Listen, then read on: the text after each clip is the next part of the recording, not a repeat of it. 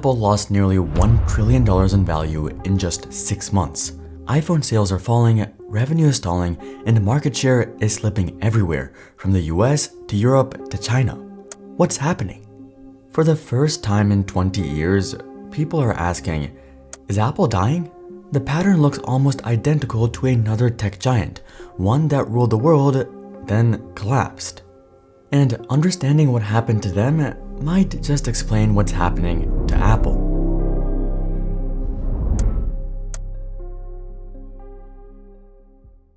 This company was IBM. They're still around today, but they are very, very different from their peak, and just how different is stunning.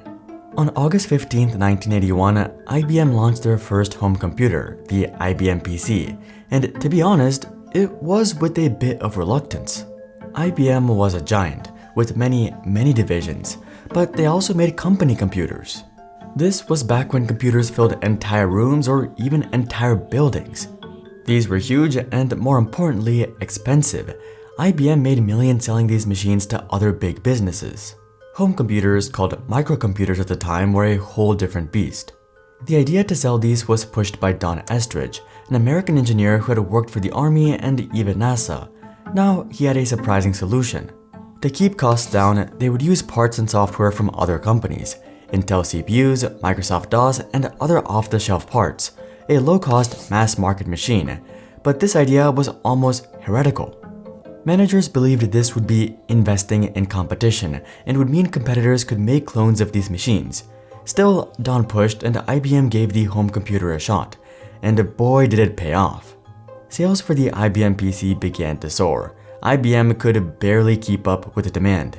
Within just 2 years of its launch, IBM's new PC had grabbed about 70% of the entire computer market. 70% of the entire industry was IBM. That dominance is unbelievable. Today, the largest, Lenovo, only holds 25%.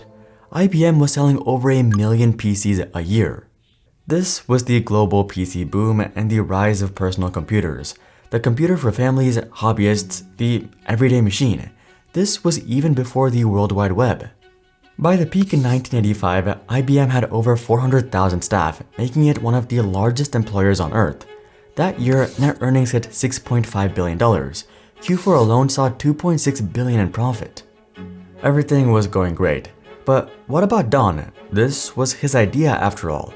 Luckily, he got to share in the success too. In just a couple of years, Don was made vice president of IBM. He was even offered a job as president of Apple Computer by Steve Jobs, which Don turned down. Tragically, he and his wife passed away in a plane crash in 1985. Yet around this time at IBM, the cracks were showing. The early skeptics and potentially paranoid managers at IBM may have been right. Since the PC was open architecture, general clones began popping up everywhere. PCs with identical software and hardware produced by rising companies, Compaq, Dell, Gateway, and dozens more. Most were 20 to 30% cheaper. IBM had no protection. No parts of the PC were IP protected. They had no moat. Even worse, IBM was so big, they were too slow to adapt to their smaller rivals. Their empire quickly began to crumble. IBM's fears had become a reality. Sales declined, then plummeted. By 1993, IBM's headcount had fallen from over 400,000 to 300,000, 60,000 of them in one go. They tried to pivot, but were too late. By 2003, IBM sold off its personal computer division to Lenovo for $1.25 billion. But by then, it was a shell of its former self. So, what does all of this have to do with Apple? Are they following a similar path? As it turns out, there are some striking similarities.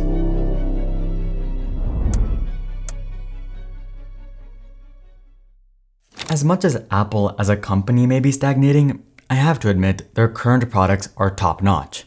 Ever since the launch of Apple Silicon, I've become a hardcore Mac user, but even the best Macs slow down when they're stuffed with junk you don't need. That's why I use Clean My Mac, today's sponsor.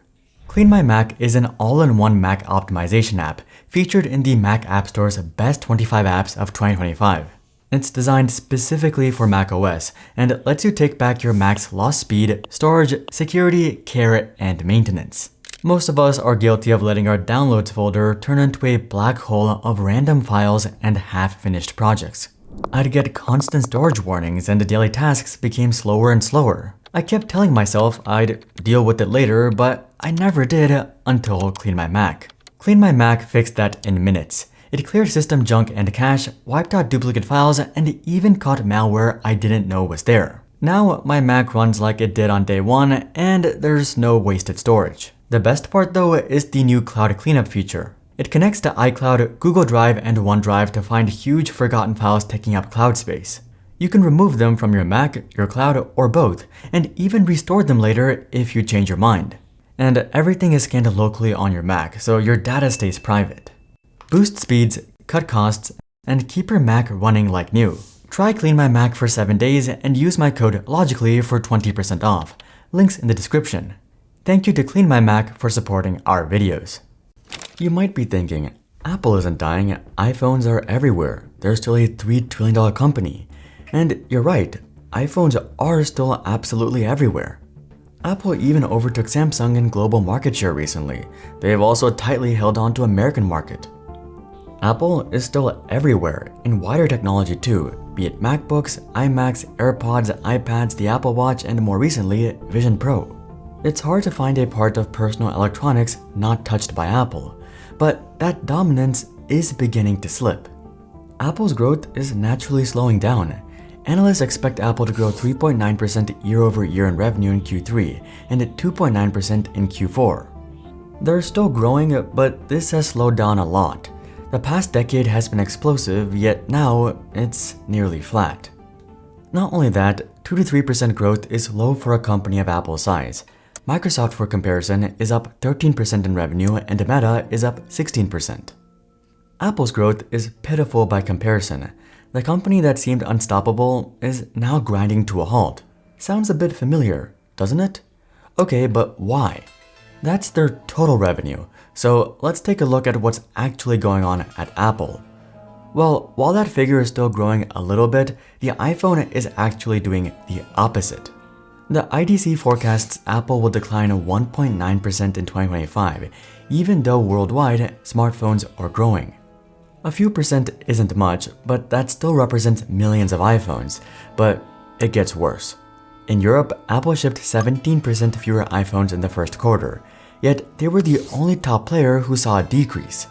Analysts also predict sales to decline 3% in North America, and this tiny drop might be the most troubling. Despite being one of the lowest drops, the US is by far Apple's most lucrative market. Now, their dominance is starting to decline. But what about markets outside the West? Also not great. Apple once had the biggest smartphone market in China, but in 2024, they dropped all the way to third place and only have 15% market share, after iPhone sales dropped over 18%. Apple's cash cow isn't doing so hot, and it's not alone. Apple's Macs and computer sales are up 21% from 2024 to 2025, though in the US, they didn't grow at all. Apple's iPad sales are also up 1.4% in Q3 2024 compared to 2023, but its global market share dropped from 37.5% to 31.7%. This means even though Apple is growing a bit here and there, their competitors are growing much faster. The Apple Watch, however, has been essentially free-falling, negative 10% in 2023 and negative 19% in 2024. Its market share has also slipped to 22.5%. What's happening? Why is Apple's grip slipping?